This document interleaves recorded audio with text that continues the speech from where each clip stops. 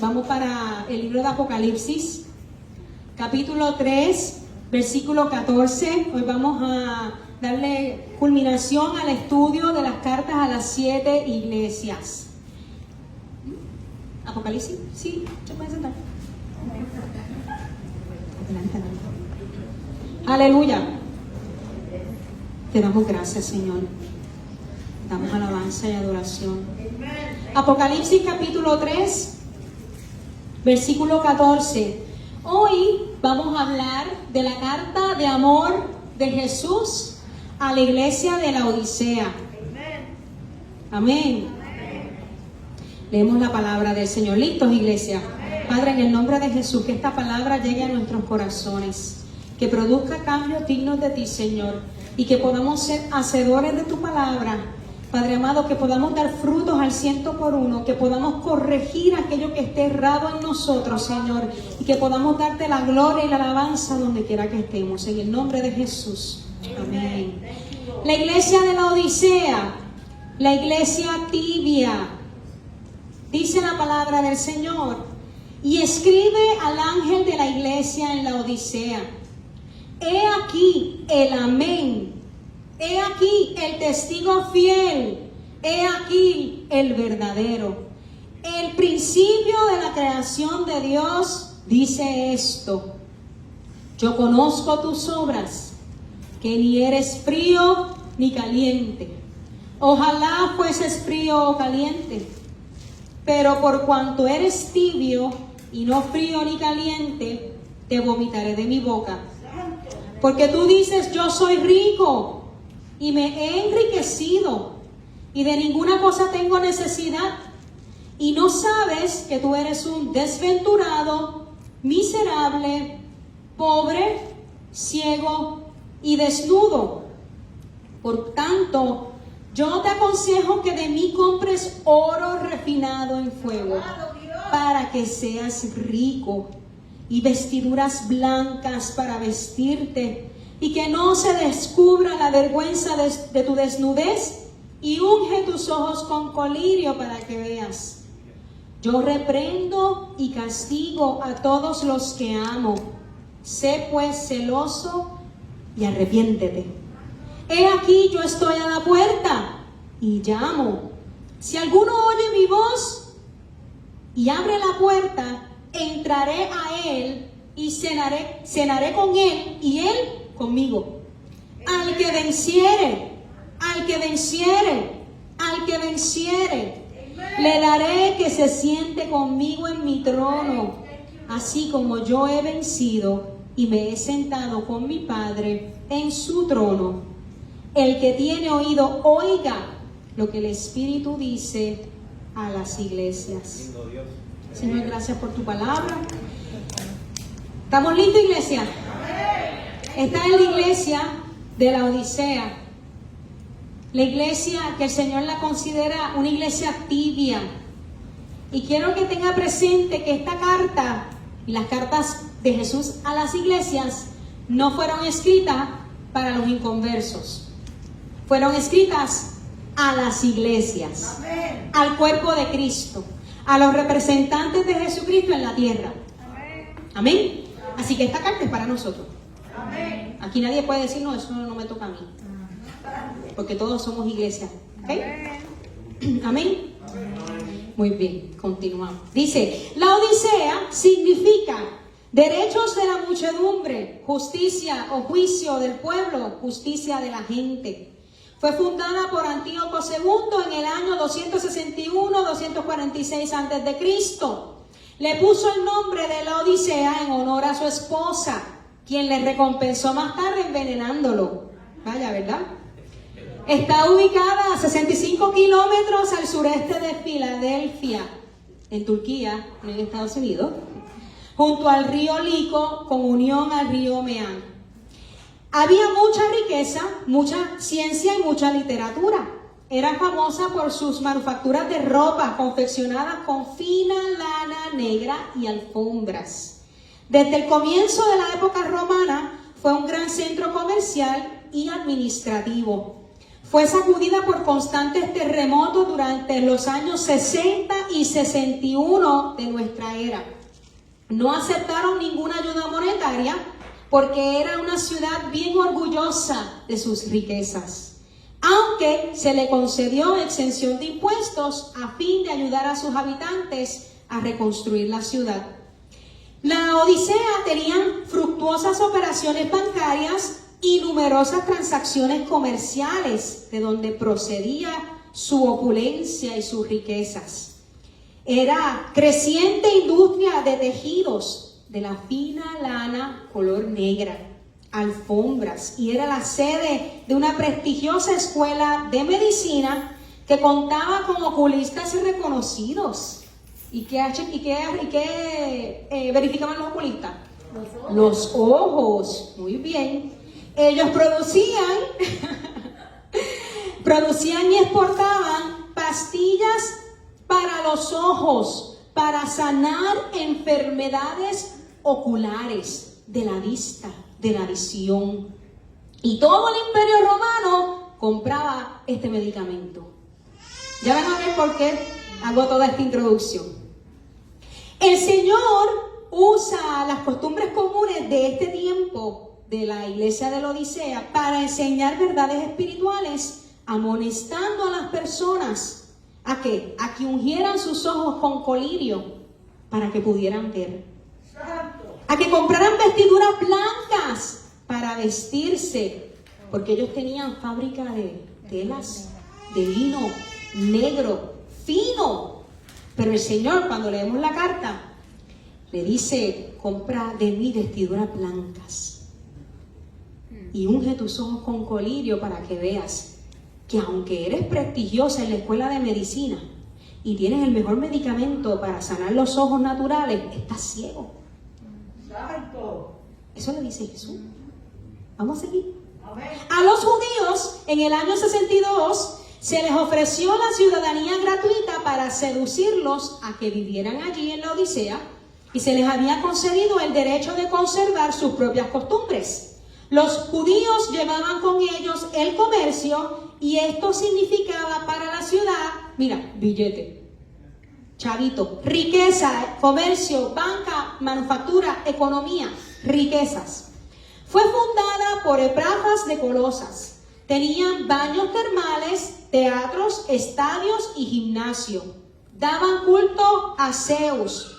Y fue destruida por Temur o Tamerlán, un turco mongol, en el año 1042. No registra que hubiese persecución o tuviera herejías. Su problema mayor era el orgullo, la ignorancia provocada por su autosuficiencia y complacencia. En esta carta podemos ver la severidad de la misma, que no hay elogios de parte de Jesús, no hay alabanzas de parte de Jesús para la iglesia de la Odisea, sino solo reproches. ¿Ok? Jesús aludió a dos fuentes de agua que tenían disponibles allí en la Odisea, corrientes heladas de Hierápolis y los manantiales minerales calientes al sur. Después que el agua atravesaba la ciudad por el acueducto romano de 8 kilómetros, el agua se ponía tibia, volviéndose insalubre, no apta para tomársela, no apta para beber. Lo cual el Señor hace la alusión a los creyentes tibios que se habían acomodado en la sociedad secular y habían llegado a ser igualmente repelentes para el Señor. Y vamos a ver esto más a fondo. Era una ciudad muy opulenta y los creyentes muy complacientes, satisfechos consigo mismos, inútiles para el reino de Dios. Qué triste, ¿verdad? Que los creyentes podamos decir: estoy dando lo mejor de mí, pero el Señor te diga: no eres útil en mis manos, porque no estás cumpliendo mi propósito. Habían escogido la comodidad en lugar de la batalla espiritual y la cooperación con la cultura secular en lugar del compromiso de todo corazón con Jesucristo. Se habían acomodado a la sociedad, se habían acomodado a la mundanalidad Se habían acomodado a lo cómodo, a lo fácil. La obediencia parcial siempre es desobediencia. ¿Escuchó? La obediencia parcial siempre va a ser desobediencia, la cual es aborrecida por el Señor. Además de que a cualquier riqueza a la que uno se aferre en oposición a la voluntad de Dios, la terminamos perdiendo. Si tu confianza está puesta en las riquezas, las vas a terminar perdiendo. Si tu confianza está puesta en el trabajo, lo vas a terminar perdiendo. Si tu confianza está puesta en la salud, la vas a terminar perdiendo. Si tu confianza está puesta en los hombres, vas a terminar perdiendo, porque nuestra confianza tiene que estar puesta en Jesucristo. Si tu confianza no está firme en Jesucristo, vas a perder todo lo que tienes aquí. ¿Por qué? Porque Dios no comparte su gloria. Y Él prefiere que tú pierdas lo terrenal, pero que tu alma no se pierda. Que alcances salvación y que verdaderamente conozcas al Dios vivo, al Dios de Israel. ¿Ven? Esta iglesia representa la última de las iglesias. ¿En qué tiempo estamos? ¿En qué tiempos estamos? En los últimos tiempos. Así que estamos en los últimos tiempos y esta iglesia representa a la iglesia de los últimos tiempos. Así que representa a la iglesia de ahora. Qué lindo, ¿verdad? Dios nos ama. Amén. Para pensar. Esta iglesia representa la última de las iglesias. ¿Cómo serán las iglesias cuando el Señor regrese otra vez? Para pensar. ¿Cómo serán las iglesias cuando Jesucristo vuelva? La iglesia de la Odisea representa el último periodo de la historia de la iglesia. Esta es la iglesia de los últimos tiempos y todo este mensaje es importante porque estamos viviendo en los últimos tiempos.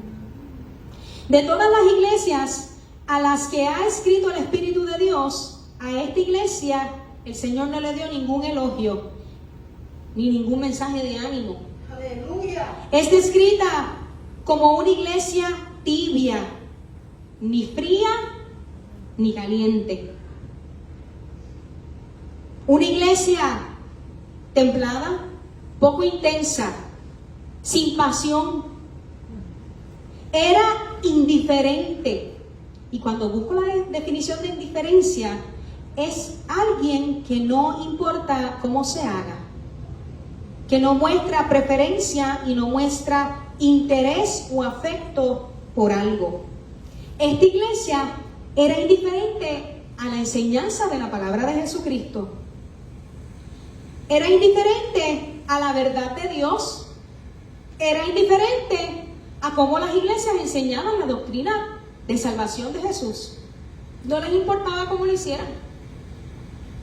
Para los odiseos, una iglesia era tan buena como cualquier otra. Y dejaron de practicar las verdades de Dios. ¿Ocurre eso en estos tiempos? Yes. Dice, y escribe al ángel de la iglesia en la Odisea. ¿Quién era el ángel?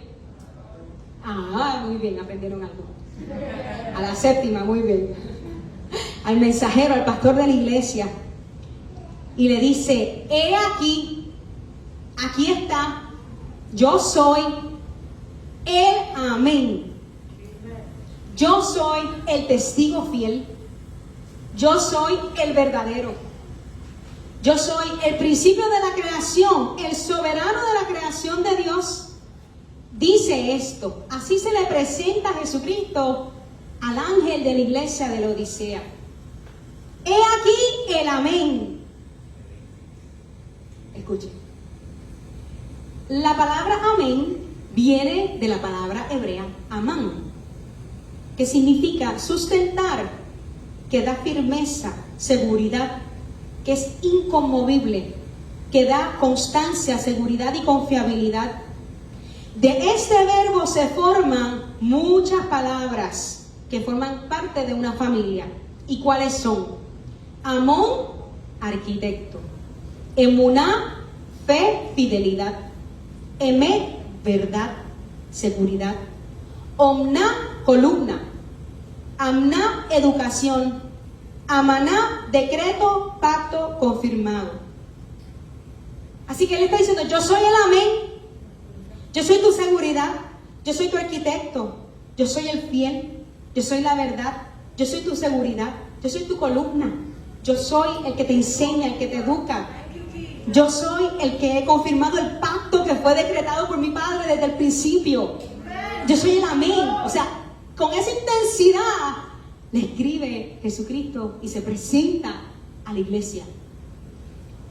Amén es algo fijo, cierto, que no se puede cambiar, que es veraz, digno de confianza. Dios es firme y veraz. Segunda de Corintios 1:20 dice que Cristo es el sí y el amén ¿de quién? De Dios. Jesucristo es el sí y el amén de Dios. Porque en Jesucristo se hacen definitivamente firmes las promesas divinas. Cristo es el que da garantía de la verdad divina en su calidad de único mediador. Aquel que interviene para encontrar una solución ante un problema. Eso es un mediador. Y Jesucristo es nuestro mediador, porque por medio de Jesucristo Él nos reconcilió con nuestro Padre Celestial, porque al principio sabemos que Adán y Eva, ¿qué pasó? Pecaron. ¿Y qué fueron? Hubo una separación de la relación con Dios. El primer Adán falló, pero el segundo Adán triunfó, que es Jesucristo. Y Él fue el mediador. Amén, dale gloria a Dios.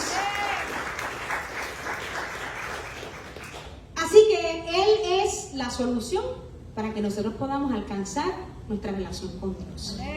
Así que Él es el sí y el amén de Dios. Él garantiza todos los pactos de Dios para con el hombre. Cristo tiene la última palabra. Por favor, no me quieran vender a Buda, no me quieran vender a Hare Krishna, no me quieran vender los santos, los ídolos. Jesucristo, el único mediador, el único, solo Jesús, el único. Fuera de Cristo no hay salvación. ¿Está claro en eso? Amén. La palabra amén es utilizada frecuentemente como la declaración que así sea, que significa confirmar, sustentar, ser fiel. Usada como una declaración para reconocer la afirmación de una aceptación de una maldición, afirmación de una profecía, y es respuesta a la adoración y alabanza, y significa estoy de acuerdo que así sea. Amén. Thank you, Lord. Jesús es el soporte firme, inconmovible, en una ciudad que fue muchas veces sacudida por terremotos y cuya iglesia se encuentra bien lejos de la firmeza que el Señor espera de ella. Jesús se le presenta como la columna, como la firmeza, como la seguridad. ¿Y qué tiene que hacer el Señor en estos tiempos? Estremecer la iglesia. ¿Y quién es la iglesia? Nosotros. ¿Para qué el Señor tiene que estremecer la iglesia? Para que nos alineemos a su propósito, para que nos alineemos a su voluntad, para que caminemos en obediencia a lo que Él establece en su palabra. Amén. Ok, seguimos. Dice que Él es el testigo fiel y verdadero. El testigo es un mártir, aquel que con su muerte da testimonio de la verdad. ¿Quién murió? ¿Y quién dio testimonio de la verdad? Jesucristo. Así que Él es el testigo. Él le dice a esta iglesia, yo fui el que morí por ti. Tú no has muerto por mí. Nadie puede morir por mí. Yo morí por ti. Y por medio de mi testimonio de que morí y resucité, yo te voy a dar salvación. Entonces Él dice, yo soy el que testifica de lo que vio, de lo que escuchó, de lo que conocí, de lo que viví. Ese es Jesucristo. Y soy fiel, confiable, digno de confianza, leal, que cumplo mis promesas. Así se le está presentando Jesús a esta iglesia. Y se nos presenta a nosotros, iglesia. Dice, yo soy el verdadero. Yo no soy falso, yo no soy fingido, yo no soy una copia. Yo soy real. Fui conformado y estoy conformado a la verdad. No soy un fingimiento. Me opongo a lo falso. Amo la verdad. Soy sincero, digno de ser creído, recto de corazón, no tengo maldad. Y uno que no puede mentir, alguien que ha sido puesto a prueba y ha sido aprobado. Ese es Jesús, el verdadero, el fiel y verdadero. Jesús hace exactamente lo que ha prometido y sostiene la verdad hasta el fin. Yo no sé si usted está entendiendo, pero Jesucristo sostiene la verdad hasta el fin. Hasta el fin de los tiempos. Él sabe lo que dice y dice lo que sabe. Y es infinitamente sincero. En contraste con el carácter de la iglesia de la Odisea, que vive en hipocresía e infidelidad hacia Dios. Esta iglesia es un desastre. Total. Porque profesan tener a Jesucristo de boca, pero su corazón está bien lejos. Dice la palabra en 2 de Timoteo 2:13, si fuéramos infieles, Él permanece fiel. Él no puede negarse a sí mismo. El testimonio más responsable que Cristo ha tenido en la tierra es la iglesia, somos nosotros. Pero en la Odisea, la iglesia está siendo moralmente arruinada, no por los enemigos y no por la persecución, sino por los mismos creyentes que profesan ser hacedores del bien. Creyentes que alardean y se enorgullecen de que son ricos y se contentan en Cristo por fuera, pero son fríos e indiferentes en su interior. Esto es bien peligroso, iglesia. Bien peligroso. Ya mismo voy a entrar más en detalle a eso.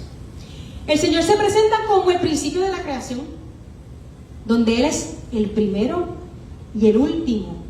Él es el comienzo y la culminación, ¿verdad? Dijimos en una de las enseñanzas que Él es el alfa y el omega, que en Él se cumplen todas las cosas, que en Él está el cumplimiento, el inicio y el fin. Y Él tiene el dominio de todas las cosas. Él es gobernante de todas las cosas. Él es soberano Dios. Cristo habla de sí mismo como creador. Cristo es aquel por medio de quien Dios creó todas las cosas, el consumador, el que tiene suprema autoridad y dominio sobre toda la creación. Cristo es la fuente, el origen de todo lo que existe, y en Él encuentran sentido todas las cosas. Todas las cosas fueron creadas por Él y para Él. ¿Verdad? Qué lindo, ¿verdad? Cristo es el fundador y Señor de la iglesia y prepara la reprensión a la comunidad cristiana de la Odisea, cuyos miembros pecaban de autosuficiencia y religiosidad errada. Y le dice el versículo 15, yo conozco tus obras. Cuando te dicen, yo conozco tus obras, tú no piensas, ay Dios mío, lo que he hecho bien y lo que he hecho mal. Te pones alegre o te pones triste. Cuando te dicen, yo conozco lo que tú has hecho. Y tú dices, se enteró de lo que hice ayer. A lo mejor no sabe nada y te va a hablar de otra cosa. Pero rápidamente el corazón va a sacar lo que hiciste mal. ¿Ok? Así que Jesús le dice, yo conozco tus obras. Aquí se muestra el verdadero estado espiritual de las personas en la iglesia en la Odisea. Y dice que ni eres frío ni caliente. Ojalá fueses frío o caliente. Ojalá fueras frío o caliente. La tibieza aquí no se refiere a una condición mediocre, sino una condición malísima. Malísima. Por la manera en que Jesús compara el estado o condición espiritual de esta iglesia. Jesucristo compara a la iglesia de la Odisea con un acueducto que recibe agua mineral y agua fría, agua caliente, y cuando se convierte en tibia, se convierte en un agua insalubre, que no te la puedes tomar. Mira, le voy a dar un poquito de historia. De Colosas a Hierápolis, por una de las tuberías venían a la Odisea las aguas termales que poco a poco se iban entibiando hasta llegar a las termas de los baños de la ciudad, cruzándose con el agua fresca potable que procedía de manantiales cercanos a la ciudad. El agua tibia era muy insalubre para beberla, porque provoca náuseas. Jesús compara la condición de la iglesia con el agua tibia, insalubre, nauseabunda. El agua fría refresca. La caliente nos ayuda ¿para qué? Para darnos un buen bañito. Y si nos queremos tomar un tececito, nos calentamos con agüita caliente, ¿verdad? Y con el agua fría nos refrescamos. Pero la tibia no sirve para nada. No te la puedes tomar. Jesucristo lo compara y le dice, no son fríos, ni son calientes. Son tibios. No aman ni odian. No se apasionan por nada, ni por lo bueno ni por lo malo. Eran indiferentes. Su relación con Dios era indiferente. No le importaba si tenía una relación con Dios o no. No le importaba su compromiso con la iglesia, con la obra de Dios. En comparación con las iglesias de Éfeso y Tiatira, en Éfeso los creyentes odiaban las falsas doctrinas, pero no amaban. Y en Tiatira amaban a las personas, pero no odiaban el error doctrinal. En la Odisea ni amaban ni odiaban. No tenían compromiso, eran neutros. Los neutros. Ni arrancan, ni no hacen nada. El problema mayor era el orgullo farisíaco, el materialismo, la indiferencia, la autosuficiencia. Y cuando busco la definición de autosuficiencia, porque la escuchamos constantemente, significa que es alguien que se basta a sí mismo. Alguien que actúa con suficiencia, con presunción y engreimiento. Y esta iglesia de la Odisea tenía engreimiento espiritual. Tenían arrogancia. Se bastaban a sí mismos porque tenían riquezas. Y ellos se jactaban y decían que esas riquezas provenían de Dios. Y le dice Jesucristo, pero por cuanto eres tibio y no frío ni caliente, te vomitaré de mi boca.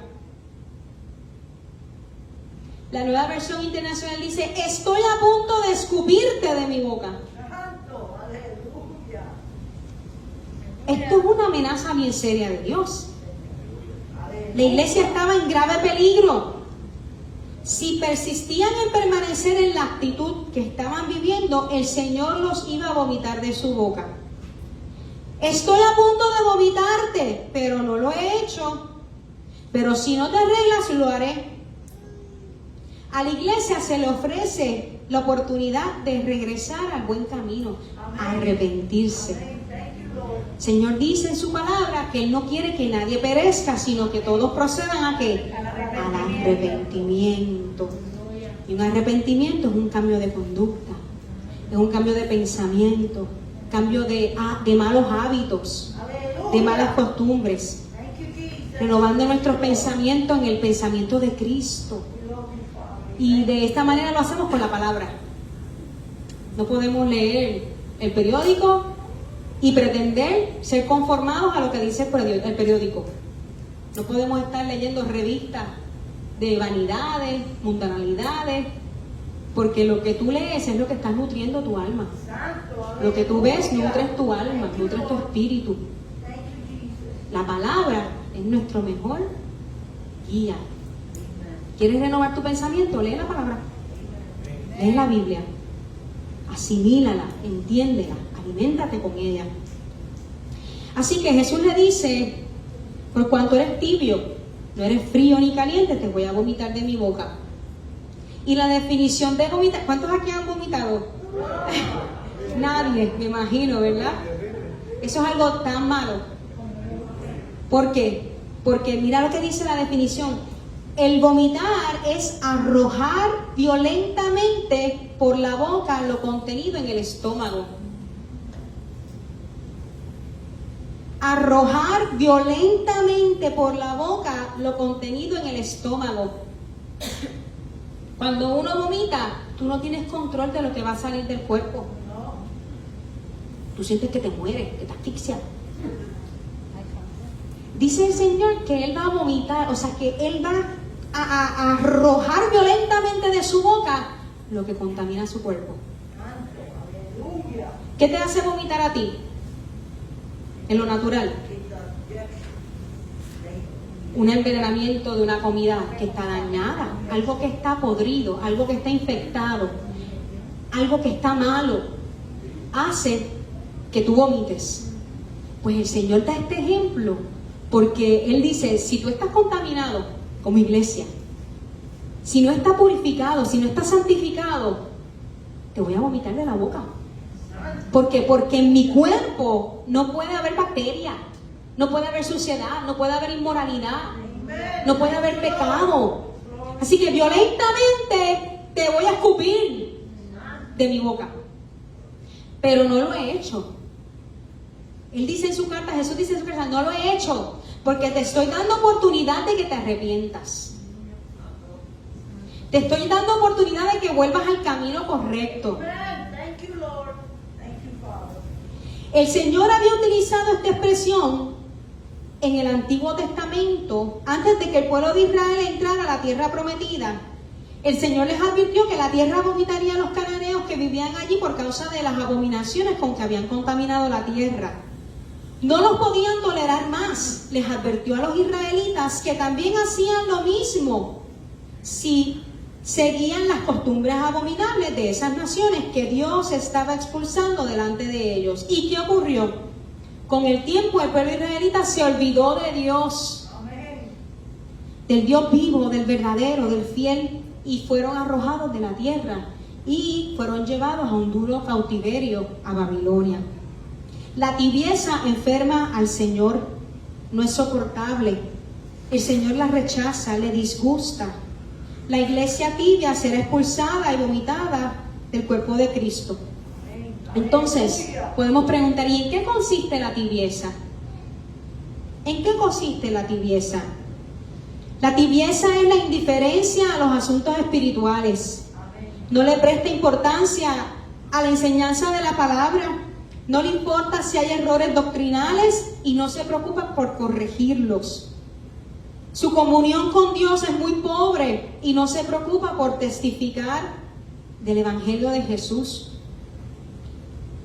Las almas están divididas en dos. En el templo son santos, pero fuera de él mundanos. Almas enfriadas para Dios, pero inclinadas cada vez más hacia hacer riquezas, el Dios Mamón. ¿En qué consiste la tibieza? Falta de compromiso por la obra de Dios. Falta de interés por crecer espiritualmente. El creyente se mezcla con el mundo y no tiene sabor, no tiene sal para sazonar. Y no es luz en medio de las tinieblas. La tibieza describe a un cristiano sin entrega verdadera, a un hipócrita, a un falso, a un rutinario, a una persona mezclada, inclinada al materialismo. Alguien que no cuenta con Dios para hacer las cosas. El cristianismo en el pasado no negaba la divinidad de Cristo, su encarnación, su redención, la redención de Cristo adquirida por la cruz, su segunda venida. Pero estamos viviendo en épocas donde se enseñan hasta en seminarios teológicos y se están negando los pilares fundamentales del cristianismo. Todo esto va a terminar y van a ser terminando. ¿Cómo va a terminar? Expulsado, vomitado del cuerpo. Porque los fundamentos, los pilares del Evangelio de Jesucristo no son negociables y no se cambian. Dios es el mismo desde el principio hasta el final. Y Jesucristo se sacrificó una sola vez. No hay que hacer penitencia, no hay que darse latigazo, no hay que hacer que la gente, Dios mío, que hacen plegarias arrodillándose para llegar allí y alcanzar no sé qué. Jesucristo lo hizo todo en la cruz. Jesucristo lo hizo todo en la cruz. Y eso no se cambia. Esa verdad no se cambia. Es absoluta. Recordemos que la verdad y la mentira pueden entrar en la casa, pero solo la verdad puede entrar en el cuerpo. Jesús le dice a los falsos cristianos: te vomitaré de mi boca. Aleluya. Thank you, Lord. A Filadelfia la promesa fue: yo vengo pronto. Sin embargo, a la Odisea la promesa, o bueno, la amenaza con juicio es: te vomito de mi boca. Si no te arreglas, te vomito. Y el versículo 17 dice: porque tú dices yo soy rico. Porque vamos a ver por qué el Señor dice esto a la iglesia de la Odisea. Es que la misma iglesia dice: yo soy rico, me he enriquecido y de ninguna cosa tengo necesidad. Y no sabes que tú eres un desventurado, miserable, pobre, ciego y desnudo. Qué bonita esta carta, ¿verdad? Gracias a Dios por ella. Dios expresa en qué se fundaba su engreimiento. El engreimiento de la iglesia de la Odisea. ¿Usted sabe lo que significa engreído? Se lo voy a decir. Dice que es una persona demasiado convencida de su valía o su valor. Es una persona llena de soberbia. Y el que engríe llena de soberbia a otro y provoca, infunde soberbia o vanidad a alguno. Malcriar. Entonces Jesús le dice: tú dices, iglesia de la Odisea, tú dices, porque yo no lo digo. Jesús le está diciendo: tú estás diciendo que tú eres rico, que te has enriquecido y que no tienes necesidad de nada. Pero Jesús le está diciendo: sin embargo, yo, el amén, el verdadero, el fiel, el principio de la creación, te digo a ti, iglesia, que eres un desventurado, un miserable, un pobre, un ciego y un desnudo. O sea, le está diciendo: bájate de esa nube en que estás trepando, que estás bien elevado y te vas a caer y te vas a estrellar. Pero por amor a ti te estoy diciendo que tú piensas que tú eres eso, pero tú eres esto. Dice: yo soy rico y me he enriquecido y de nada tengo necesidad. La iglesia estaba expresando su orgullo y satisfacción. Disfrutaban de su opulencia material y sus comodidades. Se creían especialmente bendecidos por Dios en la prosperidad de sus negocios y le daban gracias como los antiguos. Decían que estaban prosperados en la ley. Los fariseos se jactaban, se llenaban la boca de darle a Dios más de lo que Él les exigía. Por ejemplo: no, yo ayuno 2 veces el sábado. No, mi diezmo es más grande que el tuyo. Se jactaban con que le daban más a Dios de lo que Dios les exigía. Sus riquezas se reducían a recursos materiales y recursos humanos, que no es la riqueza que el Señor valora. El engaño de las riquezas que impide que la palabra sembrada en el corazón llegue a producir frutos. Gracias. Poderoso Dios. Dice: las riquezas de esta iglesia eran solamente riquezas materiales.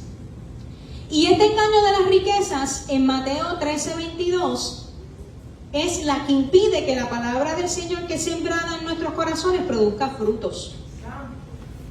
Esta iglesia se jactaba de no tener necesidad de nada, pero el Señor, que es experto en conocer nuestras obras, que es experto en conocer la intención del corazón, pues les deja al descubierto cómo estaba la verdadera condición de esta iglesia. Habían sido vencidos por el materialismo y creían que eran ricos, y en ese proceso de enriquecerse su corazón se había enfriado en su relación con el Señor. Ya no disfrutaban la comunión con Dios. Ya su interés no era contemplar la gloria de Dios. Y esto es peligroso, iglesia. Porque en estos tiempos donde vivimos en una sociedad donde todo es materialismo, y el que me diga que no, tiene problema. Todo va enfocado al materialismo, al que compre, al que tengas, al que hagas, al que produzca. Aún en las empresas, los coaching, todo es vende, hacer, producir. Tienes que decir esto para que vendas. Todo va dirigido al materialismo, a que tengas más. Y no se conforman. Y es, tengo más para mí. El Señor no quiere darte para ti. El Señor quiere darte para la obra. Amén. Para que uno pueda seguir llevando la palabra del Señor. Thank you, Lord. Ustedes saben, todas las personas que ya están retiradas, han estado trabajando 20, 40, 30 años, 50 años, tienen una cuenta bollante y están enfermos. La salud no se puede comprar. Amén. La salvación no se puede comprar. Tienen una cuenta bien bollante y no tienen salud. No tienen gozo, no tienen paz, viven en depresión. Viven con hijos problemáticos. Viven en adulterio. Viven en idolatría. Viven en vacío, en una vida vacía. Alabado Dios. ¿De qué vale eso? Si no tenemos a Cristo, no valemos de nada. Thank you, Lord. Para esta iglesia, contemplar la gloria de Dios ya no era su prioridad. Llenarse de la presencia de Dios no era su prioridad. Porque creían que lo habían alcanzado todo, la riqueza. El orgullo espiritual que la iglesia de la Odisea manifestaba era insensato. Proverbios 16-18 dice: antes del quebrantamiento es la soberbia, y antes de la caída la altivez de espíritu. ¿Escuchó? Amén. Antes del quebrantamiento viene la soberbia, y antes de la caída la altivez de espíritu. Así que cuando usted ve a alguien bien orgullosito por ahí, cuente los días que viene el quebranto. Aleluya. Y usted ore para que sea facilitador Amén. de oración y de palabra de aliento. Está bien, está en quebranto, Dios está ahí trabajando contigo. Vamos a orar. Cuando viene la altivez en alguien, viene la caída. Prepárese, ya mismo se cae. Porque, mira, es mejor que el Señor nos quebrante a que nosotros nos elevemos y estemos bien altos por allá arriba. Yo le prefiero que el Señor me quebrante aquí, mira, porque la caída es más suave. A que si estoy aquí arriba, la caída me va a doler mucho más. Amen. Thank you, Lord. No es lo mismo que un globito se explota aquí, ¡plup! Caigo ahí, a que un globito esté allá arriba, mira, en el cielo, como los globos que van allá arriba y ven todo el paisaje, y eso se vacía allá arriba. Es un ejemplo para que pueda verlo, visualizarlo. En lugar de depender totalmente del Señor, llegaron a poner su confianza en las riquezas que poseían y la seguridad en ellos mismos. Excluyeron a Dios de sus vidas y se enorgullecieron. Y Jesús le dice: ¿y no sabes que tú eres un desventurado, miserable, pobre, ciego y desnudo? Ay, Dios mío, qué ofensa. El Señor me acaba de ofender. Me dijo que soy ciego, que soy pobre, que soy miserable. Yo con tanto dinero en la cuenta bancaria y me están diciendo que soy un pobre. No, ¿cómo es eso? Este no sabe quién soy yo. Este no sabe de quién yo soy hija. Tú no sabes los chavos que yo tengo en la cuenta. Eres un pobre, miserable, desventurado, ciego. Santo. Aleluya. Esa es tu condición. Eso le está diciendo Jesús a la iglesia. Se creían prósperos en sus negocios, en sus transacciones bancarias y en su opulencia. Ellos creían que todo era bendición de Dios, pero el Señor les dice: ¿tú te crees bendecido? ¿Tú te crees bienaventurado? ¿Tú te crees que lo tienes todo y no te hace falta nada? ¿Y tú te crees que todo lo que tú tienes ha sido provisto por mí? Pues ¿sabes qué? Yo, el amén, te aseguro que eres el desventurado, el desafortunado, el desgraciado. El oro de tus bancos no es moneda corriente en el reino de Dios. Se creían autosuficientes y no necesitados de nadie ni de nada. Santo. Aleluya. Qué bueno saber que La moneda corriente de aquí no es la moneda de allá del celestial. Y que aquellos que confiamos plenamente en el Señor y dependemos plenamente del Señor, sabemos cómo Dios se provee en todo tiempo, en todo momento, cuando nuestra prioridad es Él. El Señor no, mira, el Señor es dueño de todo. De todo.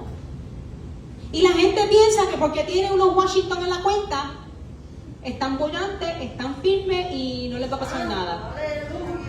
El dinero se quema y se hace polvo. El dinero no es nada. Es un instrumento de intercambio para que la economía fluya. Y lo elevan y lo bajan, lo suben y lo bajan. Y juegan con las emociones de toda la humanidad. Alabado Dios. Pues de momento, tú te compras una prenda, te costó $5,000 y cuando la vas a vender te quieren dar 200. Eso no es negocio. Exacto. Compras un carro ahora, último modelo, y cuando sale ya de precio 2,000, 3,000, 400, 4,000, 5,000 pesos. Y cuando lo vas a vender, ya está usadito, te vale menos. Pero eso no ocurre en la banca celestial. Eso no ocurre en la banca celestial. Y damos gracias a Dios por eso. Dice, pero en realidad son unos miserables, dignos de lástima, lleno de miseria, innoble, mezquino, despreciable de carácter, malo, muy dañino, corrupto y perjudicial. Se creían ricos hasta la opulencia, hasta la abundancia excesiva, pero el Señor le dice que eres un menesteroso, que eres un pobre, que carece de lo necesario para vivir, como el mendigo, algo mucho más bajo que el pobre. Carece de bienes y tiene que mendigar para sobrevivir. Así que el Señor le está diciendo a los ricos, eres pobre, eres peor que un mendigo que tiene que buscar chavos, o sea, clamar a misericordia para que le den algo para poder sobrevivir. Y le dice, eres ciego. Creían tener buena vista espiritual en una ciudad famosa por sus ungüentos y prestigiosos oculistas, pero el Señor les hace ver que se engañan. Son ciegos, pues no se dan cuenta de su lamentable estado espiritual. Estaban cauterizados. Dice que están desnudos, sin vestimenta, al descubierto, mal vestidos, destituidos de riquezas espirituales. Estaban solos y falta de espiritualidad. La Odisea era bien famosa por su industria en lana negra. Y podían cubrirse con los mejores vestidos, con las mejores telas, con los mejores diseños. Pero el Señor les hace ver que están desnudos espiritualmente, dejando al descubierto sus vergüenzas. Nos podemos preguntar, ¿cuáles son mis riquezas? ¿Dónde está mi tesoro? ¿Me creo autosuficiente? ¿Me creo el todo lo sabe? ¿O el sábelo todo? Yo soy el sábelo todo, a mí nadie me come los dulces. Dicen por ahí. Lo peor de la condición de la Odisea es que estaban ciegos. Y es una desgracia para aquel que no quiere ver su propia condición de ceguera espiritual. El Señor hace llamado al arrepentimiento. El versículo 18 dice, por tanto, yo te aconsejo. Me gusta mucho como el Señor y me ministra. Él dice, yo te aconsejo. Yo te voy a dar este consejo como padre y como maestro. Yo no te voy a obligar a hacerlo. Yo no te voy a forzar a que lo hagas. Te toca a ti decidirlo. Yo te aconsejo que de mí compres oro refinado en fuego para que seas verdaderamente rico. Y vestiduras blancas para vestirte. Y que no se descubra la vergüenza de tu desnudez, para que no se ponga en evidencia el deshonor de tu desnudez. Y unge tus ojos con colirio para que veas. Creen que tienen todo, pero tienen pobreza, desnudez y ceguera. Tenían todas las riquezas para comprar todo, pero no se puede comprar el favor y la gracia de Dios y la salvación. La gente pretende o quiere encajonar a Dios Como si uno pudiera pagarle a Dios, mira, yo voy a pagar mi salvación, toma tanto y soy salvo. O el favor y la gracia de Dios. El favor y la gracia de Dios no se compra. El favor y la gracia de Dios es un regalo de Dios que está preparado y está dispuesto, accesible para aquel que lo necesita, para aquel que lo anhele, para aquel que lo quiera. El Señor tiene una mesa preparada y tiene dones y tiene talentos para la iglesia, para sus hijos, pero es para quienes lo quieran, para quienes lo anhelen, para quienes lo deseen. El que no lo quiera no lo va a recibir. Mira, el que está tibio se va a quedar tibio. Mejor es que estés frío, porque del frío se va a poder conseguir que quedes calientito cuando vengas a Cristo. Porque mira, Saulo era un perseguidor de los cristianos. Y si usted lo hubiese conocido como perseguidor de los cristianos, ¿qué hubiese dicho? Este no tiene salvación. Es una cizaña. Pero mira lo que hizo el Señor con Pablo. Sin embargo, Agripa se quedó casi cristiano. Casi cristiano. Así que tenemos que estar pendientes y evaluar cómo está nuestra condición espiritual. Si verdaderamente estamos en el fire, en el fuego con Cristo, con los carbones encendidos, o si estamos en la tibieza o en la frialdez. Jesús les ofrece gracia y dice: compra oro purificado o refinado en fuego, que significa justicia divina, fe, la cual es probada. El oro puro, pureza santa, refinada con el fuego de las pruebas y la disciplina. Dice que compre vestiduras blancas, que simboliza santidad de vida, paz, victoria, alegría, gozo, justicia de los que creen en el Señor.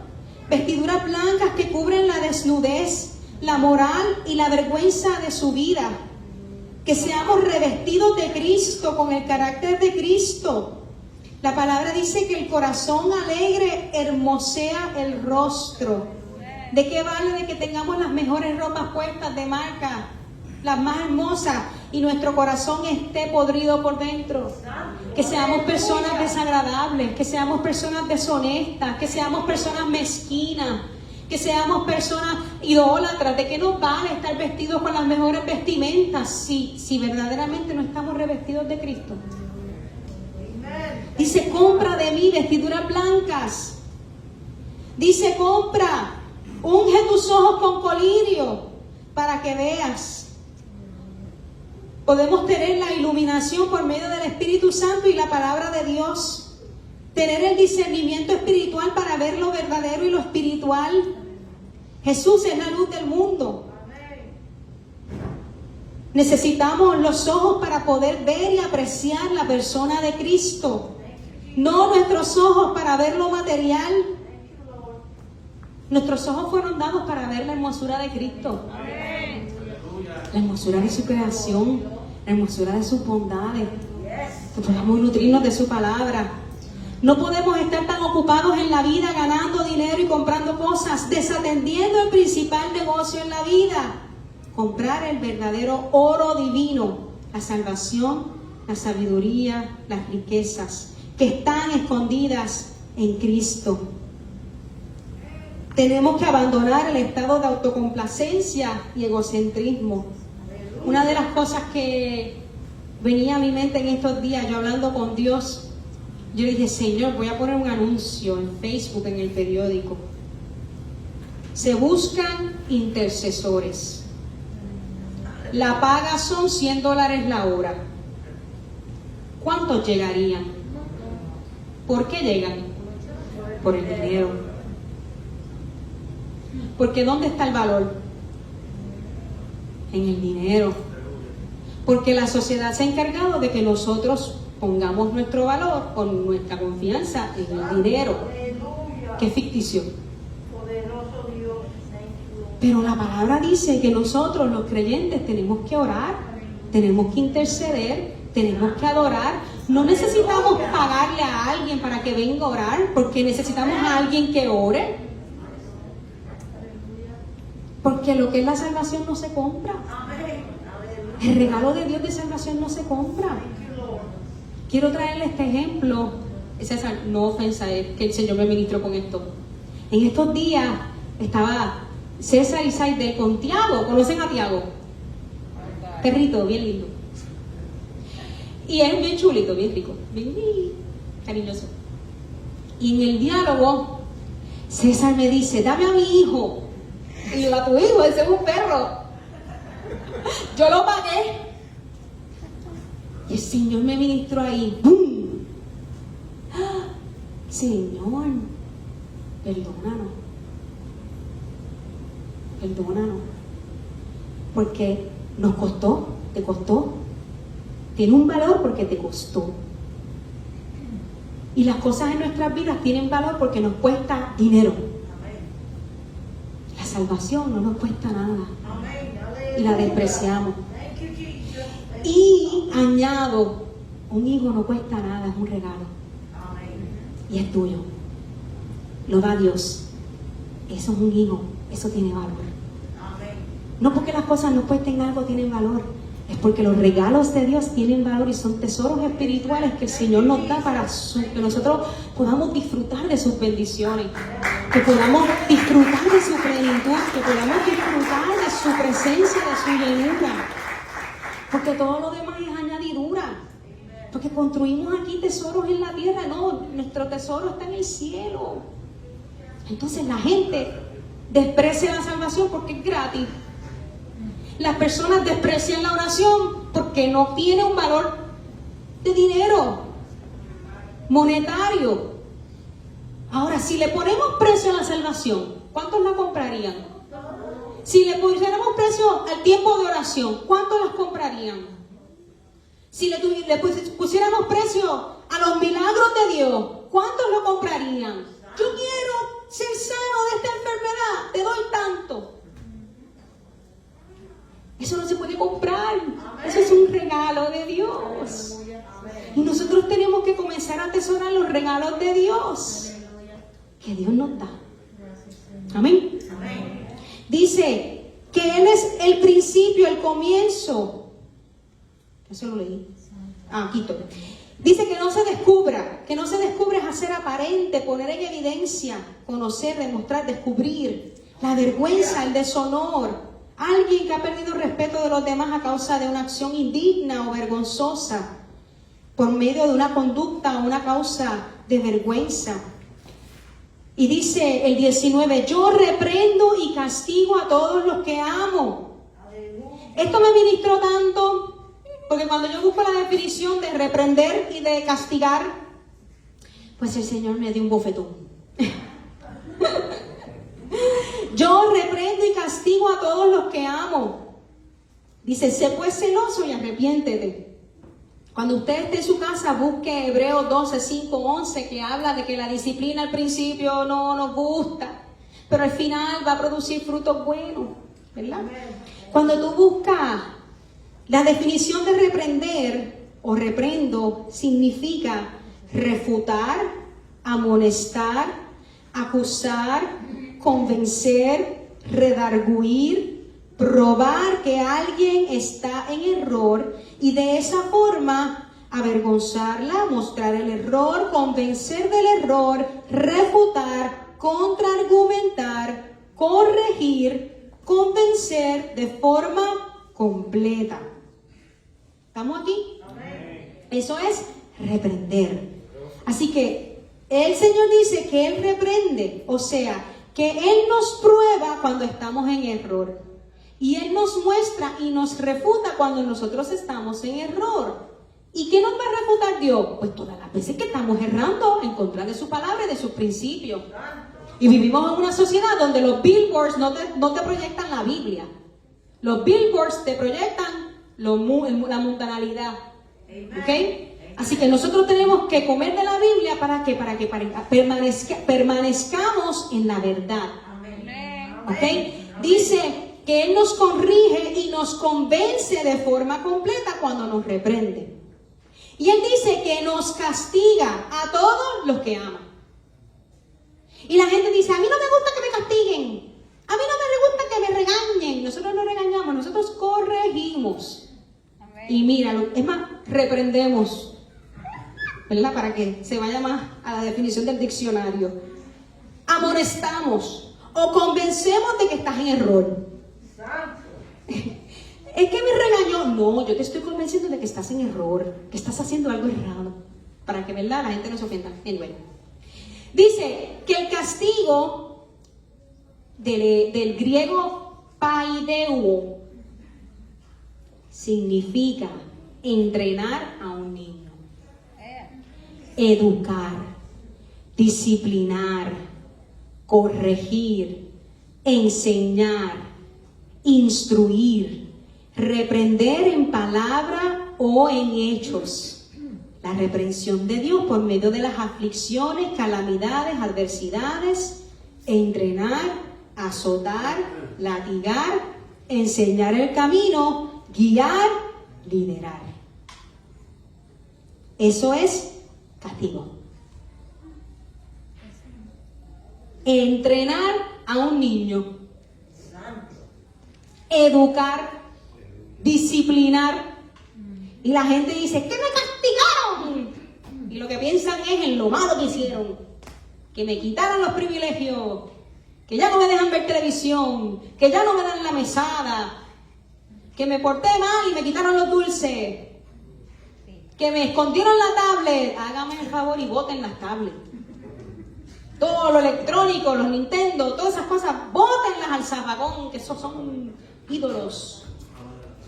Aleluya. Dice Thank you, Lord. que la disciplina y el sufrimiento son necesarios para poder producir un carácter santo. A nadie le gusta ser disciplinado porque requiere un cambio de nuestra perspectiva, requiere un cambio de nuestras metas, requiere un cambio de nuestra conducta y requiere un cambio de nuestra actitud. La disciplina hace que la pecaminosidad fuertemente arraigada y los hábitos destructivos, la inmoralidad permitida, sean arrancadas de raíz y que nuestra seguridad en los recursos terrenales sean destruidos. Cuando le permitimos la corrección, llegamos a ser más como Cristo y recibimos grandes bendiciones. Aquí hay una urgencia y determinación decisiva. Nosotros tenemos un llamado de Dios a tomar decisiones en Él. Y es con urgencia. Dice que seas celoso y arrepiéntete. Guarda, cuida, atesora la salvación, los tesoros, las riquezas que provienen de mí y arrepiéntete. Cambia tu conducta, tu pensamiento, tus malos hábitos, los hábitos destructivos. Los pecados que están fuertemente arraigados a nuestro ser tienen que ser arrancados de raíz. Y por eso la disciplina no nos gusta. Pero la disciplina es necesaria y es buena. ¿Por qué? ¿Por qué? Porque trae frutos en el Señor. Porque nuestro carácter se forma el carácter de Cristo. Ya estoy terminando, iglesia. He aquí yo estoy a la puerta. Versículo 20. Y llamo. Si alguno oye mi voz y abre la puerta, entraré a él y cenaré con él y él conmigo. Aquí hay una situación extremadamente grave. El Señor ya no estaba en medio de la iglesia. Estaba afuera, llamando a la puerta para poder entrar. Una iglesia que piensa que no necesita de Cristo y lo deja afuera. Este es el colmo. La iglesia deja a Jesucristo afuera y Jesucristo está tocando la puerta. Déjame entrar. Yo soy el sí, el amén, el verdadero y el fiel. Déjame entrar. Y uno no abre la puerta. Y uno lo ignora. Y esto no es para los inconversos, es para los creyentes. Amén. Thank you, Lord. Los que dicen que reconocieron a Jesucristo como Señor y Salvador, pero tienen a Jesucristo fuera. Santo. Y Él le dice, yo estoy en la puerta, iglesia. Congregación, yo estoy en la puerta. Hijo, hija, yo estoy en la puerta. Si yo te llamo y oyes mi voz, abre la puerta. Que voy a entrar y voy a cenar contigo y tú conmigo, voy a tener una vida íntima de comunión contigo, voy a tener una relación contigo y te voy a servir del banquete que tengo preparado para ti, si me dejas entrar. El Señor no le habla a los inconversos, le habla a la iglesia, a su cuerpo. El Señor Jesús llama la atención apelando a la hospitalidad, queriendo llegar a una amistad sólida con su iglesia. Él está pidiendo entrar a su iglesia. ¿Habrá alguien que desee tener íntima comunión conmigo? Pregunta Jesús. ¿Habrá alguien que quiera tener una íntima comunión conmigo? ¿Hay alguien que escucha mi voz? Aleluya. Cristo, ante una iglesia tan tibia que está a punto de ser vomitada, expulsada de su boca, llama a la puerta de cada individuo para ver si hay alguien en toda la congregación que esté dispuesto a oírle y obedecerle. Escuchar es lo mismo que obedecer. Jesús inicia el llamado a relacionarnos con Él y obtener salvación, pero no nos va a hacer responder a la fuerza. Él quiere que respondamos con obediencia libre y voluntariamente. Y culmina diciendo: al que venciere, al que permanezca en mí, al que triunfe en mí, le daré que se sienten conmigo en mi trono, así como yo he vencido y me he sentado con mi Padre en su trono. El que tiene oído, oiga lo que el Espíritu dice a la iglesia. El trono es señal y símbolo de autoridad real y dominio. Es el trono de Dios, del Cordero, que han de compartir los que tengan parte en la primera resurrección. Cristo delegará parte de su soberana autoridad en su pueblo. ¿En serio? Yo leía esto, yo estudiaba esto y decía: Señor, es una promesa tuya, pero nosotros Amén. vamos a compartir con Jesús el trono. Yo no morí en la cruz, pero es un regalo de Dios. Es una promesa de Dios, de su favor, de su gracia, de su misericordia, de su amor. Un favor inmerecido, una gracia inmerecida, que Dios no nos paga como nosotros le pagamos a Él. Él nos ama porque esa es su naturaleza, esa es su esencia. Jesús está en la posición exaltada por su vida de paciencia y su muerte por nosotros para la gloria de Dios. La recompensa para el vencedor es gloriosa y reinaremos juntamente con Cristo. Era bien prestigioso ser gobernante de la ciudad de la Odisea. Por eso Jesús le habla de esta manera. Era muy prestigioso ser gobernante de la Odisea, pero el que venciere va a reinar conmigo allí en el cielo y va a tener, ¿verdad?, el privilegio de que se siente conmigo en mi trono, como yo he vencido y me he sentado al lado de mi Padre. Las condiciones de las 7 iglesias existen hoy, en este año, en este día, y siempre han existido. La pregunta es: ¿somos fieles al encargo de Cristo en las iglesias de hoy en día? Aleluya. ¿Retenemos el nombre del Señor y llevamos en alto sus lámparas en medio de las tinieblas de este mundo? Las tentaciones de seguir el mundo y negar a Cristo van a existir, como el miedo a la persecución, la adulación a los poderosos, la constante invitación a participar de los placeres de esta vida. Y todo esto asegura posición social, pero se pierde el fervor espiritual. Cuando los cristianos cedemos a las tentaciones, caemos en estado deplorable de la Odisea. Se pierde la convicción de pecado y no se advierte la necesidad de un sincero cambio de mentalidad delante del Señor. La tibieza lleva a la indolencia, a la pereza, a la indiferencia, al compromiso con el mundo y no con Dios, provocando ser el vómito del cuerpo de Cristo. Así que, iglesia, es tiempo de despertar, de sacudirnos del ocio, de la pereza, de la tibieza, y dejar que el Espíritu Santo obre en nosotros y arranque todo aquello que impide que podamos ver su gloria. Amén. Dios les bendiga.